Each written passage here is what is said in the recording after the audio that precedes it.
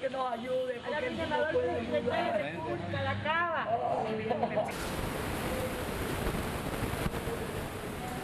Rescuers had to punch holes in walls to try to pull people out. As families sought answers, police fired tear gas and rubber bullets at relatives outside the facility, enraging Venezuelans and rights activists. The fire is just the latest incident to hit Venezuela's decrepit prison system, where violent crime has become endemic as the economy has collapsed among political chaos. A late-breaking story. A federal judge in New York has ruled that a suit against the Trump administration ending DACA can continue, primarily because of Trump's own animosity towards Mexican immigrants. As the Trump administration has pursued a hard line on illegal immigration with an emphasis on arrests and deportation, dozens of undocumented immigrants are seeking sanctuary at churches around the country. Here in New York City, a Guatemalan woman, mother of two, under threat of deportation, has recently taken refuge at a church. She's been in the United States for more than a decade, and her children are U.S. citizens.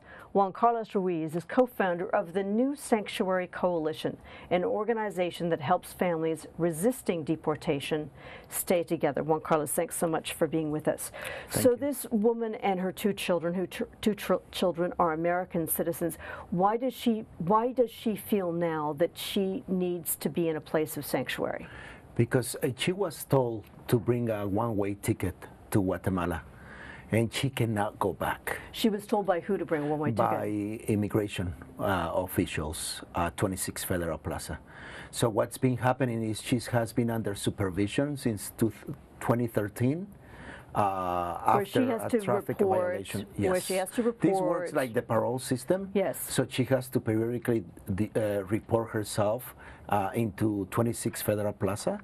And as many people in New York, have to do, are in this system, across the nation we have about 2.3 million people reporting to their ICE check-ins or to the immigration court.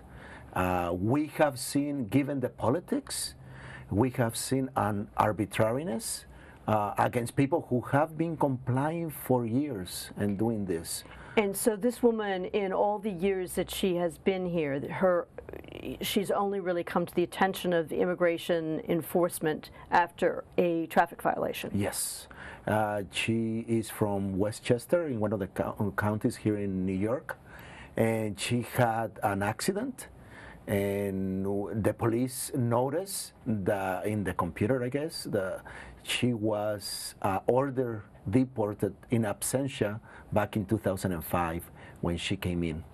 What happened is when she crossed the Border Patrol captured her and took her to a processing center. And while she was there about 3 days or so. She got raped by one of the patrol officers.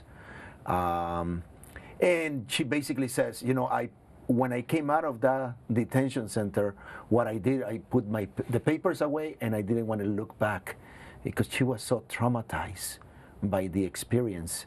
And until she got into this accident. So she began looking at the paperwork, and she was notified right then that she had been deported back in 2005. Let's talk about the larger idea of the church as sanctuary.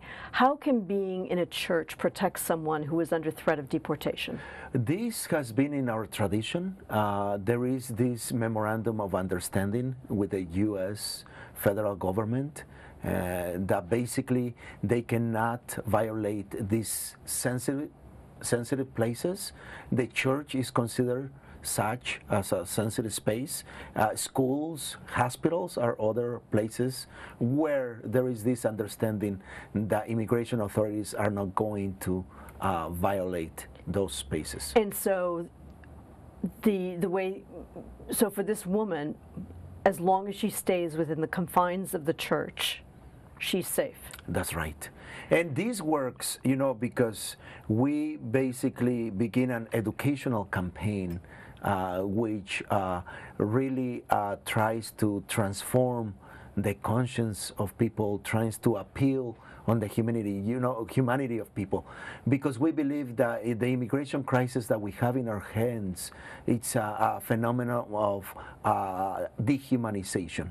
When we talk about immigrants in this country, we talk about always within the parameters of Homeland Security. That is, the other, the immigrant, is a threat to national security. Once you label somebody as a threat, you have this whole apparatus, with a bloated budget of $25 billion plus unleashed against the person. How does the congregation of the church view this person? They see this as an act of faith. Seeing a person as a person, it's one of the contributions that we have as communities of faith, because faith is a particular look in terms of how you look at the person, how you look at yourself and the world where you are engaged, where you live. So we as communities of faith have this obligation and responsibility to see the person as a person and not allow us to reduce the person to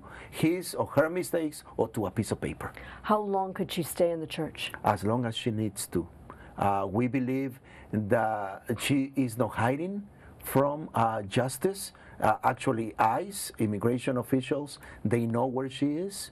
And we are seeking the justice that has been denied. This is a violation of her due process. She hasn't had her day in court. And we are asking and demanding for Mr. Decker, who is the director of the office here, immigration office here in the District of New York, to grant her a stay of deportation, to stop her deportation. It's in their power to do so. They have the power in their hands, and we are asking them to exercise that.